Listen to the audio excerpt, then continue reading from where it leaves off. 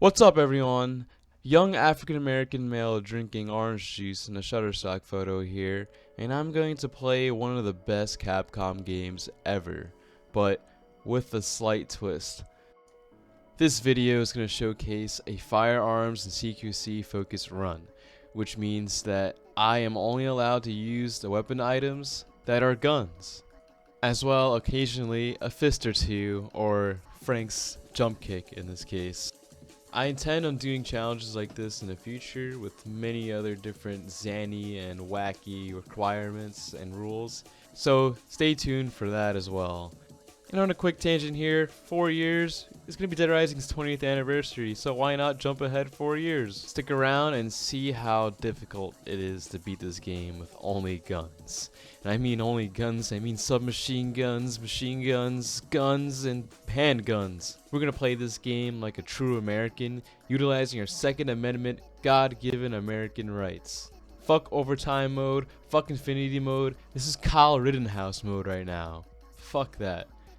Only real Chads use guns. We don't use small chainsaws or machetes or baseball bats, even if it's tempting to do it. The first rule I created for this run is I must start at level 1. Only sissies start at level 50 here. Hand to hand is limited only when you must absolutely use it. Vehicles count as well, and I must complete all cases including overtime mode. After the tutorial, you meet Carlito, one of the main antagonists you get to meet in the beginning of the game. I figured with firearms, this run should be relatively easy and relatively difficult as well, since hand-to-hand combat and using the weapons that are given around the mall are quite powerful and good at clearing out hordes of zombies. But firearms, you're limited to your ammo capacity and amount of zombies you can kill. The real Mega Buster is completely missing from this run because, one, I did not unlock it yet. It takes quite a while to unlock. You must kill like 53,000 zombies in one sitting.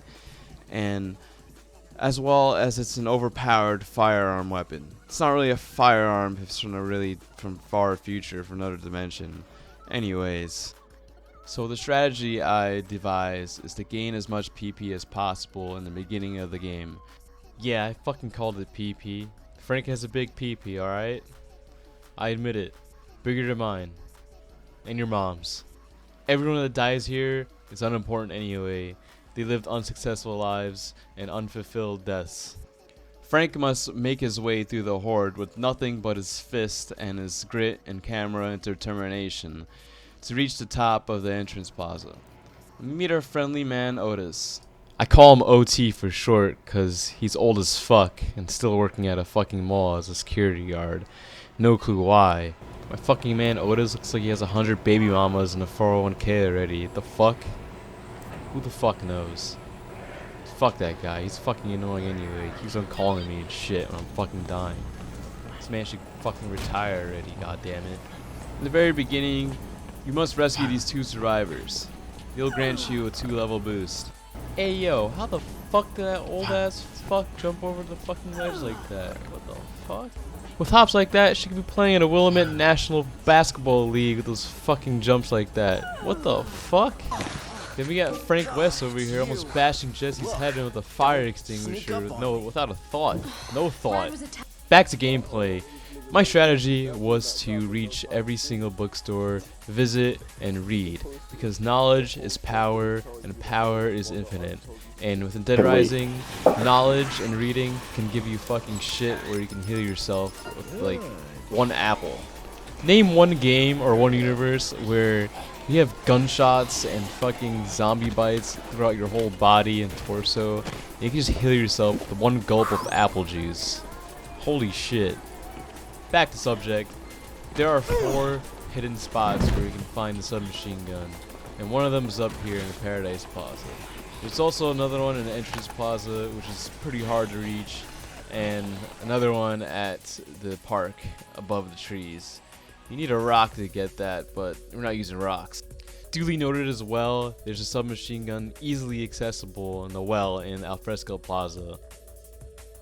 Also, the Wonderland Plaza, where you gotta like jump on top of the fucking roller coaster ride and do some Mission Impossible shit to grab it. But I ain't doing that shit because I ain't got time for that. Ain't nobody got time for that.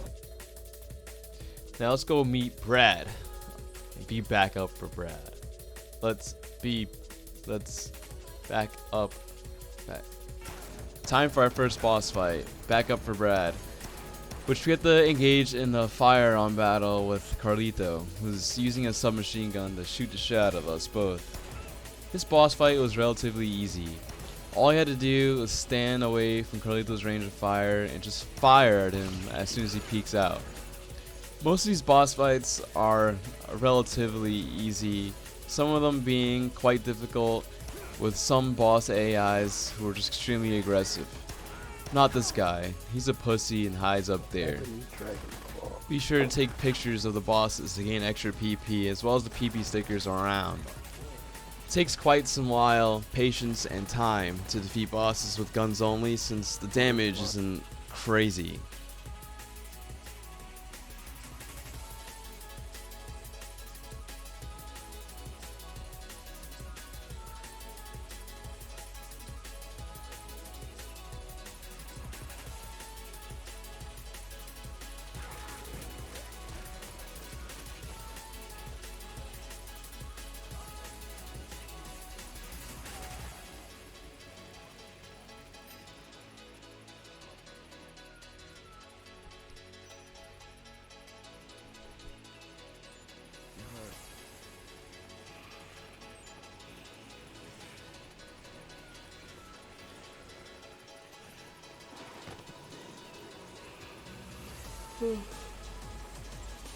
What a fuck nigga.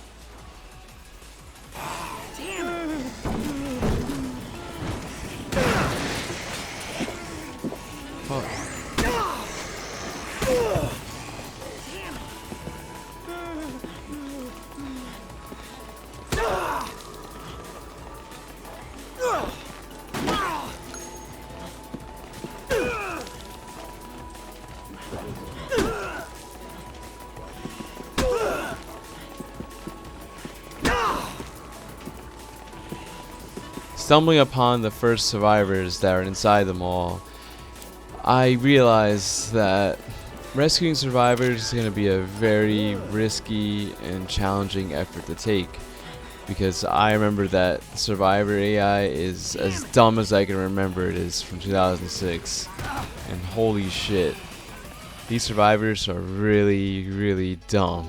Now that it reached 12 o'clock, I am greeted to the most fearful psychopaths in the game.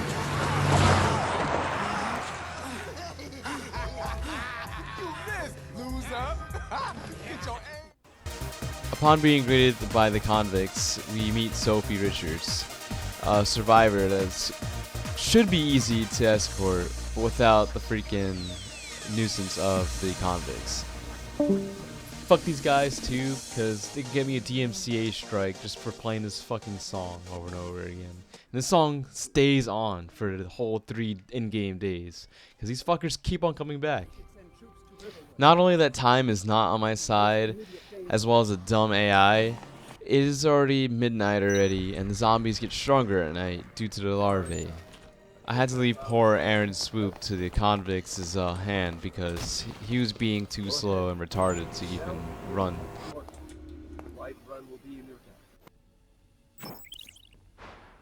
And this concludes case 1. With little time left to complete Cut from the Same Cloth, which I highly doubt anyone can complete in their first playthrough, I haven't tried it yet. Perhaps it's time to test out my skill in time management. For now, I go sleepy.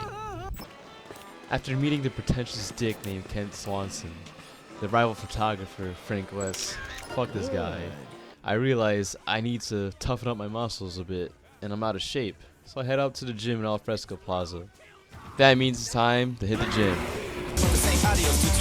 get me wrong, I'm a pacifist, so mine can do more than fist. Explosives are not what it takes, you know the terrorists always make these mistakes. What we gotta do is build momentum. If we need the right tools, invent them. Ride the wave, time, can't feel the rhythm. The march, the futures, we can't get with them. The rain is generate almighty power. Either do it now, your master plan goes sour. Yeah, so ready to take that fall. It's up to you to make that call to drop the bomb. Yeah, drop the bomb. Just drop the bomb. Let me see that bomb.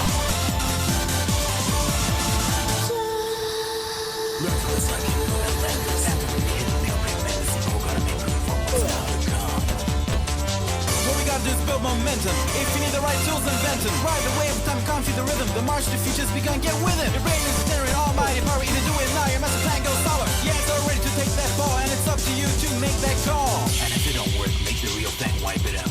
So drop the bomb. Yeah, drop the bomb. Like a good American citizen, I decide to loot the firearm store. I mean, why not, right? The world is ending anyway. Might as well practice our Second Amendment rights. Oh yeah. But oh shit, Cletus.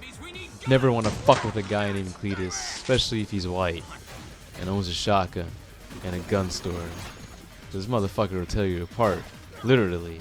I had to freaking run up to him, steal his fucking sniper rifle so I can manage to fucking kill this guy. It's literally gonna be the tactic for every single boss fight, is to use a fucking sniper rifle from far away or either a submachine gun or shotgun. Yeah, look at this fucker go. Look at him drink. You fat pig, motherfucker. Guy almost killed me. Learning my lesson that boss fights are really hard at low levels, I decided to stock up on sniper rifles just in case and some shotguns just to clear the crowd of zombies in my way. I knew it was going to be quite difficult to defeat bosses, especially some bosses that block projectiles and negate the attacks by 90%.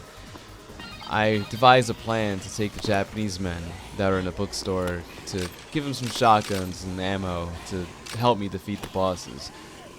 Japanese sure do look nice with shotgun. Now it's time to kill this clown-ass motherfucker. This man used to give me nightmares. I used to have nightmares of this man just juggling his chainsaws. Who juggles chainsaws? You have to be not in the right mind to juggle chainsaws. It's definitely a psycho. Defeating Adam the Clown is quite important because he is holding a very important survivor hostage on a roller coaster.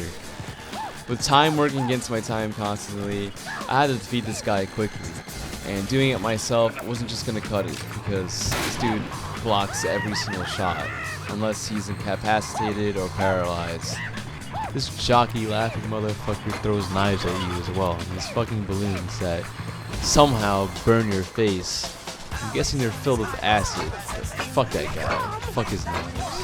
I'm gonna show him the true power of American-Japanese relationships and show him what Hiroshima really is. Fuck. Fuck. The thing, these motherfuckers, is that they're not shooting at this guy. They have weapons to shoot the man. They're not shooting me. Stop being useless, you fuckers. So I throw him in this corner here, and hopefully they fucking shoot him, and they fucking do eventually. I swear, this AI is completely retarded. Just hearing the satisfying noises of the shotgun shooting and the clown going, ow! Fuck you, fucking clown, fucking Pennywise motherfucker. Give me fucking nightmares for no reason. Why did my mom let me play this game anyway? I was like 10 years old when Chop Suey Drop came out, and I have no fucking clue. That's why I'm the person I am today. Making videos on YouTube on a game that not a lot of people care about. And yeah, pretty much.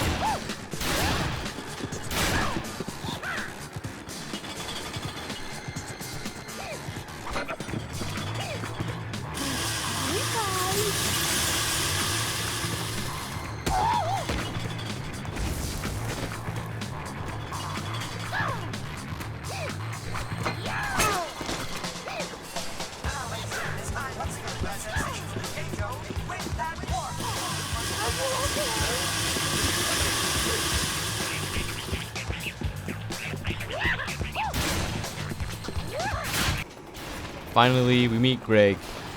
While our main objective is still in the red zone, we still have enough time left to have Greg show us the secret passage to the Paradise Plaza, which is a very important and useful shortcut just to escort survivors and to just walk around in the mall.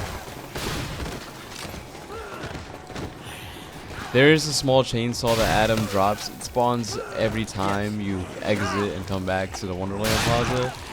And giving it to survivors can help quite a deal since they can defend themselves. Normally, they would not defend themselves and always engage the zombies with or without a weapon.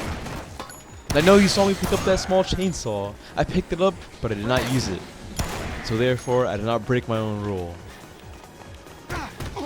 And yo, honestly, thank God for Greg, because Greg makes this game 10 times easier by giving us this fucking shortcut. Now, we don't have to deal with the freaking convicts anymore, or an excessive horde of zombies with amount of redundant, retarded survivors that cannot defend themselves for their lives. But Greg is more useful than Otis. Just put it at that. Even giving survivors weapons, they still are incompetent at saving themselves. They seem to love the zombies, they like to hang out. And I accidentally killed this guy here, the headshot. Make sure in mind to keep on visiting the secret spot in Paradise Plaza to replenish your submachine gun ammo. Now it's time to engage in the fourth boss fight in the game against Carlito. The same sniper tactic used earlier in Cletus' boss fight was used here. Just keep your distance from Carlito and just shoot the shit out of him. Make sure this fucker cries every time you shoot him, because running away and shooting is the most pussy option you could do. Make sure to stop by Cletus' hunting shack to loot some ammo and guns for your next boss battle, Medicine Run, and then you can engage combat with Steven, the store manager. It's gone crazy. I've lost so many scoops playing this way. It's just because using guns only isn't really a very effective way of clearing out hordes or escorting survivors.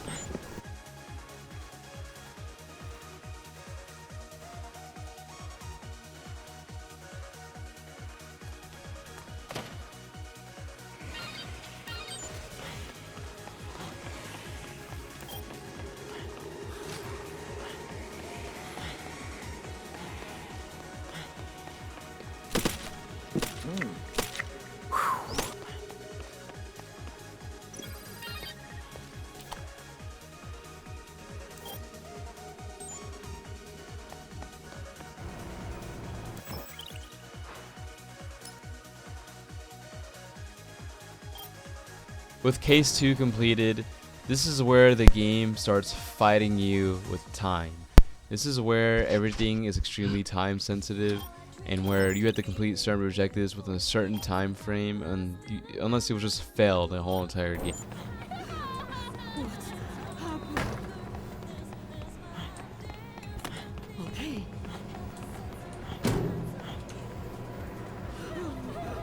I decided to utilize my time into gaining more PP by taking more pictures of the secret stickers around the mall and heading my way to Chryslip's home and saloon just to fight Cletus to get my PP up, if you know what I mean.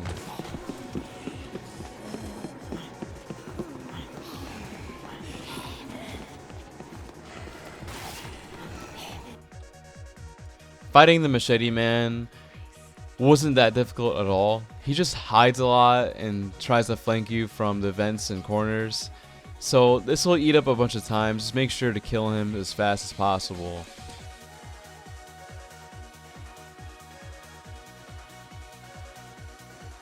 The Machete Man gives you a key to an empty storefront and next to Chryslip's home saloon, which you'll find 3 survivors who are pretty shitty and very difficult to actually save themselves and survive.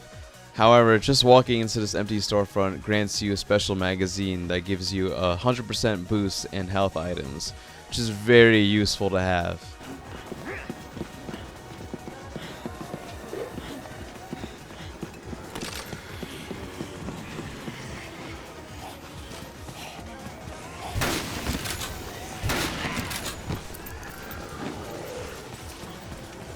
Follow me! Come on!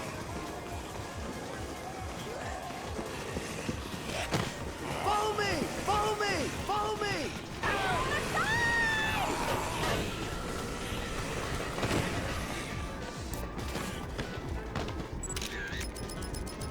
Fantastic.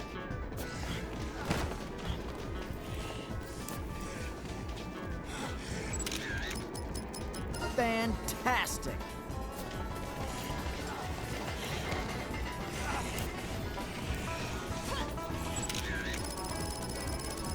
Fantastic. On day 2, the True cult will appear at 1 p.m. These guys are slightly harder to kill than zombies, but however, they'll grant you 500 PP per kill. One goal for this playthrough was to level up as much as possible, so of course milking these dudes was my priority. I also didn't mean literal milking, because that would imply that I am putting them over a table with a hole in it and whacking them off until they're, never mind. Just make sure you farm enough PP from them as possible for you and your mom. I've really watched too much GG Man Lives.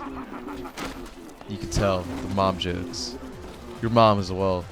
One thing I love about Dead Rising 1 is this rain cult. True Eye cult.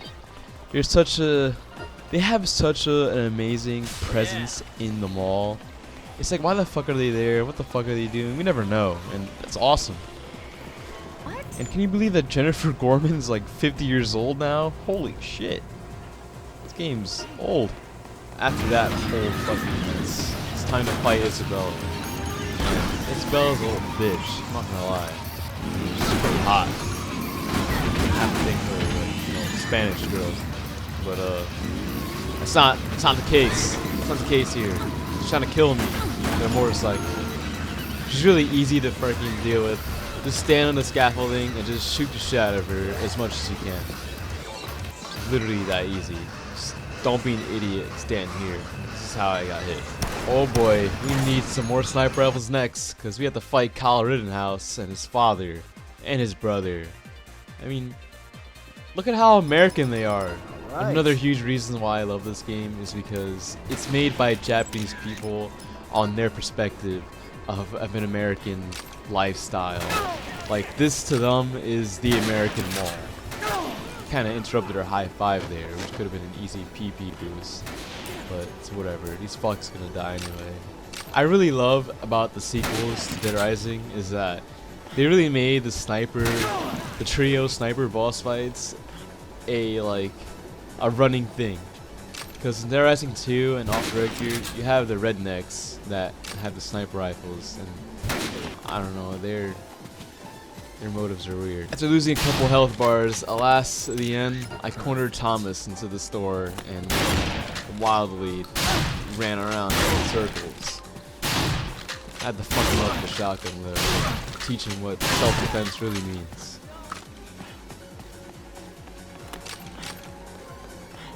And oh my god, we meet one of the most little... I don't know what to say. Look at Floyd. This is an old man. A gentle old man. He looks huggable, like he has dementia or something. Like he forgot he was shopping at a shopping mall. Reminds me of my grandpa.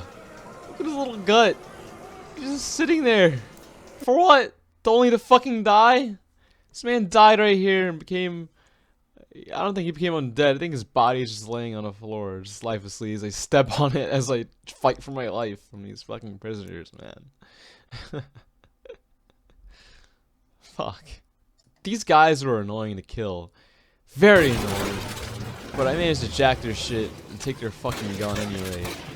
Which wasn't really worth it, because I only had it for a second. Because the next mission is to transport Isabella.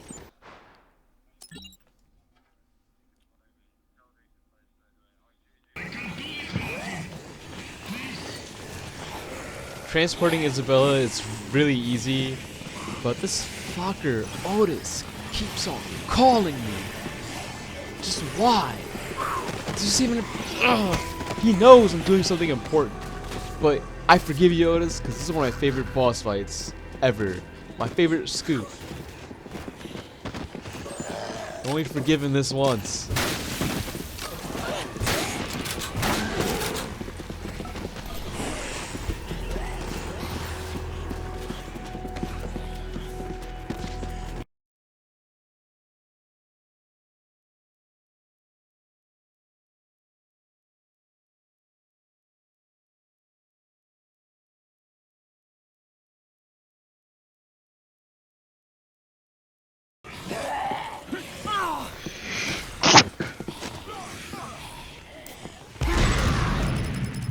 Perfect. Extra PP.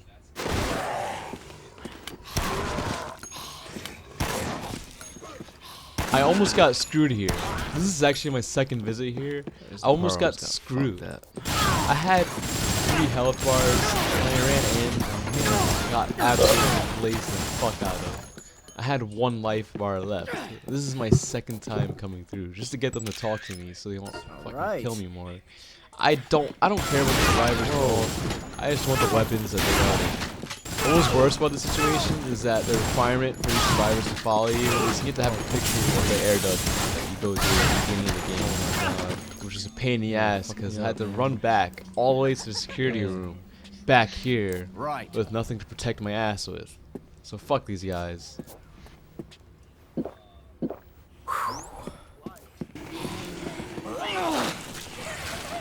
Gotcha.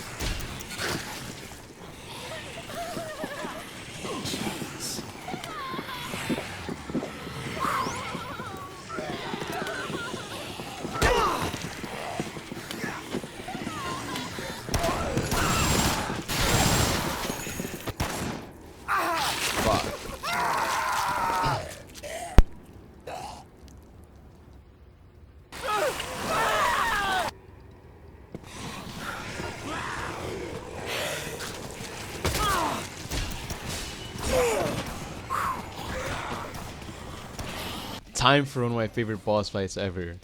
I was gonna have the 3 gun nut crazy survivors attack this guy while I fucking shoot him too, but instead I just stole Jonathan's assault rifle, and boy, Steven is aggressive. I'm sorry, did I say Steven? I meant Sean.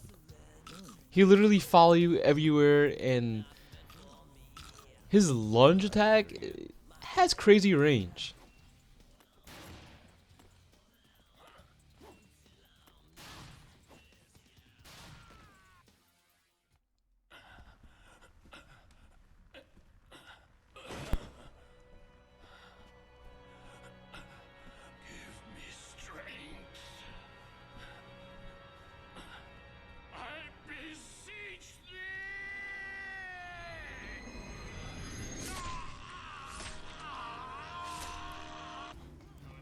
I like this mission specifically because at the end you get to rescue my favorite survivor, Cheryl.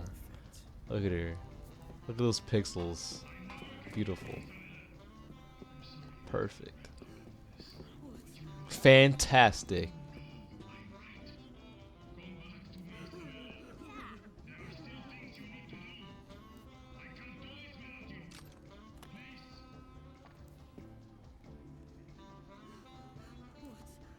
You're so kind.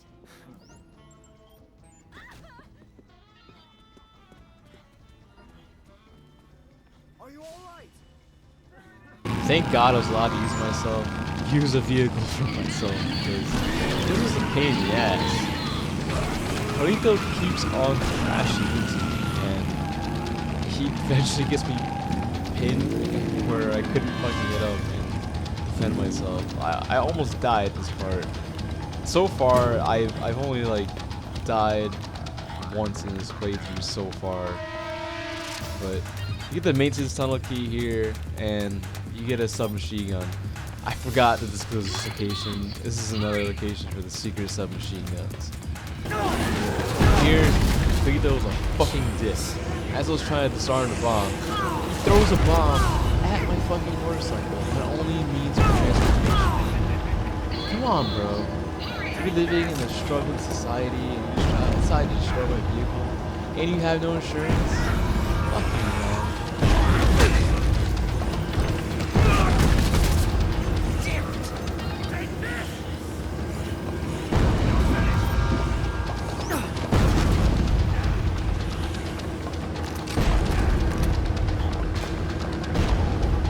this literally led to a series of unfortunate events where he had me fucked over, and I was trying to ride zombies all the way downtown.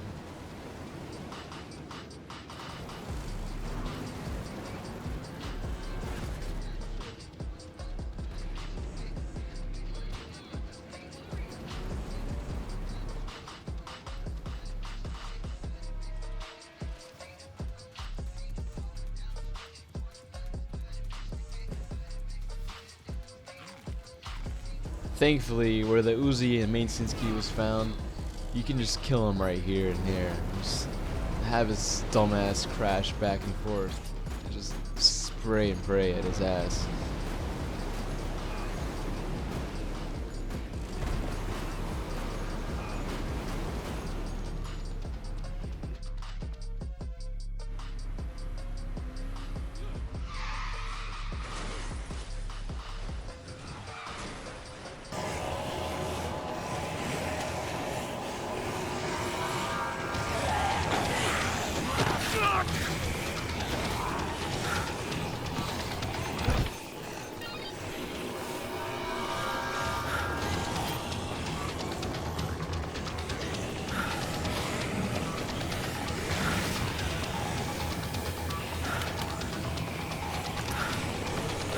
Being the good hero I am, I decided to save the drunkard, which I accidentally stumbled upon anyway. I didn't save him on purpose.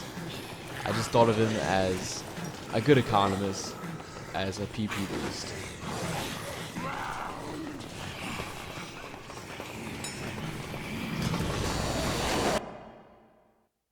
I mean, look at him. Gross fuck. Clean your shirt. Bomb run concludes case 7 and onto case 8, which is half waiting and half booting Isabel to meet the butcher.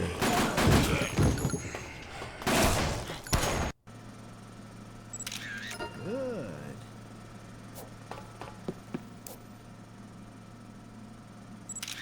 Good. Take a look.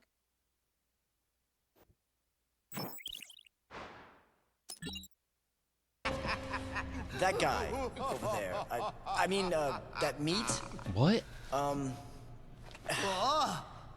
this is good meat, huh? Hey, yo! This guy was pretty easy to fucking kill too, especially when you're like level 27 and have 2 stacks of life bars already and plenty of weapons. Oh, plenty of ammo.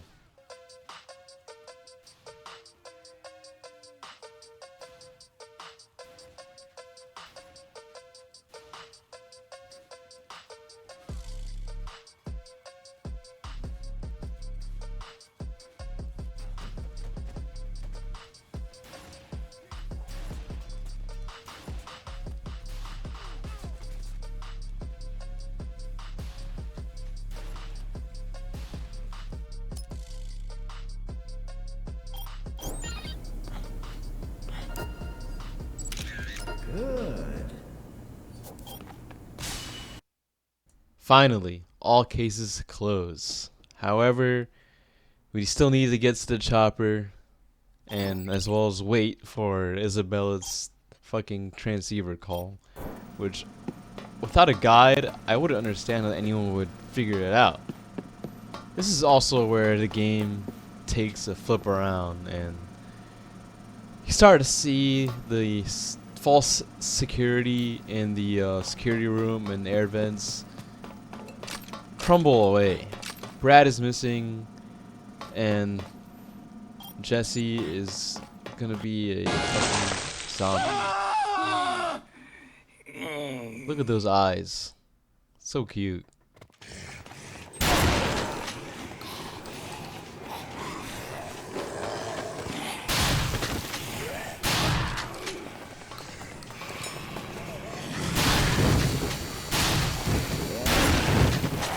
If you would like to fight your way to the security room and earn Tough Shot J, which is basically just take a picture of zombified Jesse, you can just head down to the security room and just do what you want, basically.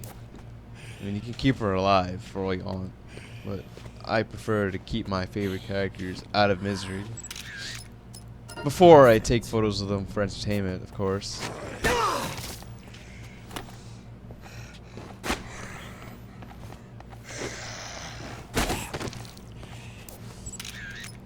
Perfect.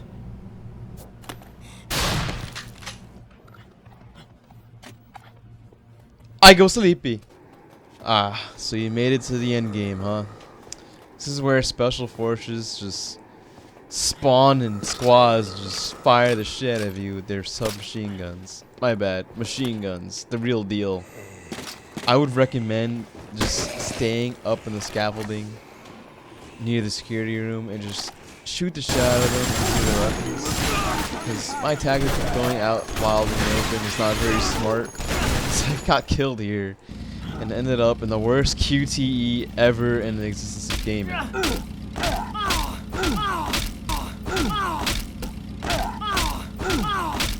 Fuck the helicopter. I tried with all my might to destroy the helicopter, but I have no clue of how much fucking ammo it requires to take down a helicopter. This is overtime mode, by the way, which you are sent on a fetch quest across the mall to gather 8 fucking items to make a cure for Frank, and then you need to gather queens. I used up all my inventory for queens and accidentally gave Isabella, you know, the correct amount, and I ended up with no ammo at all here. I only had one machine gun to my name, and I ended up having to improvise and either A, punch the shit out of all the fucking zombies and conserve ammo, or B, walk through them, C, zombie ride them, or D, fucking die over and over again. This is where I died the most. Do not come into this part unprepared.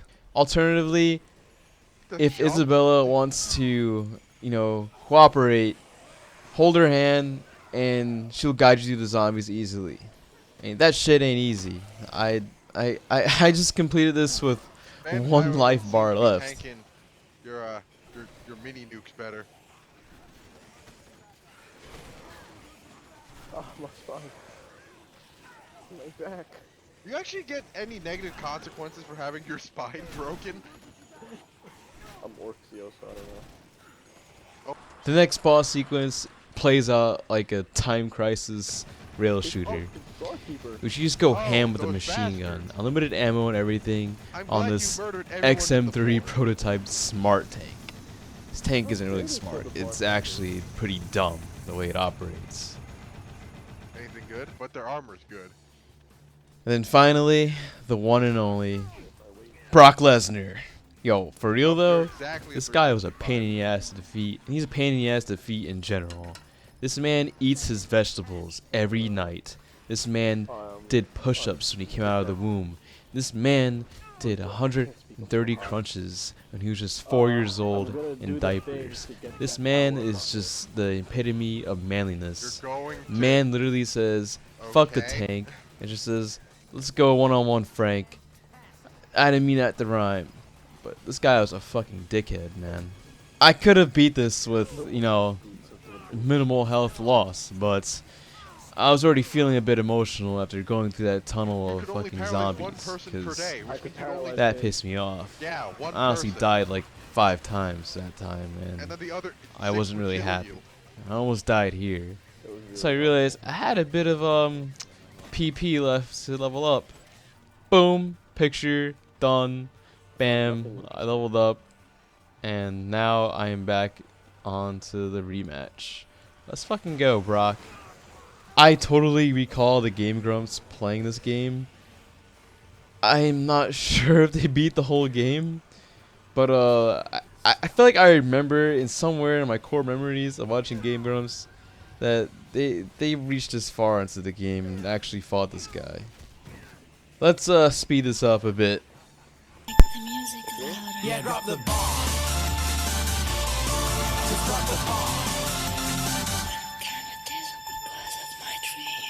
Get a sick and tired of fossil-like system. Now and never is the time to resist. It's easy to blast them all away. Pull a trigger pistol, but this ain't out of videos to today. Don't get me wrong, I'm a pacifist, a mind can do more than fist. Explosives are not what it takes, you know the terrorists always make these mistakes. What we gotta do is build momentum. If you need the right tools, invent them. Ride the wave, time can't feel the rhythm. The march, the features, we can't get with them. Your brain is generating almighty power, either do it now, your master plan goes sour. Yeah, it's all ready to take that fall. It's up to you to make that call to drop the bomb.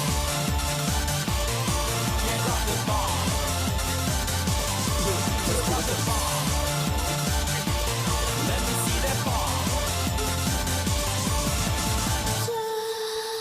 Learn from this like Atlantis. After the hidden, they'll bring medicine. We're gonna make room for what's now to come. What we gotta do is build momentum. If you need the right tools, invent them. Ride the wave, time can't feel the rhythm. The march to futures, we gonna get with it. Your brain is generating almighty power, either do it now, your master plan goes sour. Yeah, it's all ready to take that ball, and it's up to you to make that call. And if it don't work, make the real thing, wipe it out. So drop the bomb. Yeah, drop the bomb. That was good. Oh dear. I beat the game.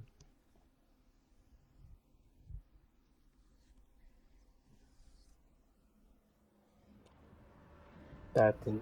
Woo! The end. Game over. Ah! Thank you for watching. Ah! Seriously, if you watched this whole video, even bits and pieces of it, thank you. Please share and like this video. It would mean a lot. Fuck it. You can share it to Facebook to your friends or family that give a fuck about Dead Rising, or even Reddit if you'd like. Thank you very much, and have a great night.